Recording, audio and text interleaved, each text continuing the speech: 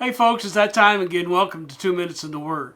How do we deal with criticism? There's an Old Testament story in 2 Samuel, the 16th chapter, verses 5 through 14, about King David as he was fleeing for his life from his son Absalom. As he passed by the house of a man by the name of Shimei, he came out and began throwing stones at David and his men. And he followed them for some 20 plus miles all the way to the river Jordan, cursing and throwing stones at them. It's from the ensuing story that we learn from David about how to deal with criticism. We must first ask ourselves, is the criticism true? If it is, then let's just change our ways. If not, then we follow David's example. David reasoned in verse 10 that it may be God's will that Shimei is saying and acting in this way. Neither of which means that David nor God thought that Shimei was right in what he was doing. In other words, David is saying maybe this is a test from God to see how I will react. Number 2, we must learn to put things in perspective. Consider David's response. In verse 11, he said, "Behold, my own son seeks my life. How much more may this Benjamite?" Shimei's baseless words and throwing stones were nothing compared to what David's son was doing. Or if you'd like to email us. In other words, there are far more important things to be concerned about than what others are saying about us. Put things in perspective. Thirdly, no matter how wearied we get because of unjust criticism or false accusations, the truth is God is aware of it. And as David said, it may be that the Lord will look on the wrong done to me and the Lord will repay me with good for his cursing today. Share your burden with the Lord and trust in him to see you safely through it. Know this, God will lead us to refreshing waters as he did with David and his men. 2 Samuel 16 verse 14, if we trust and obey him. Folks, this message is brought to you by the Perry Hill Road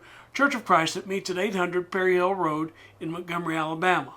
If you'd like to learn more about our times of services or enroll in our free Bible correspondence course, check us out on the web at perryhillchurch.org, perryhillchurch.org. Or call and leave us a message. We'll return your phone call as soon as possible. Area code 334-244-1675. That's 334-244-1675. Until next time, thanks for listening to 2 Minutes in the Word.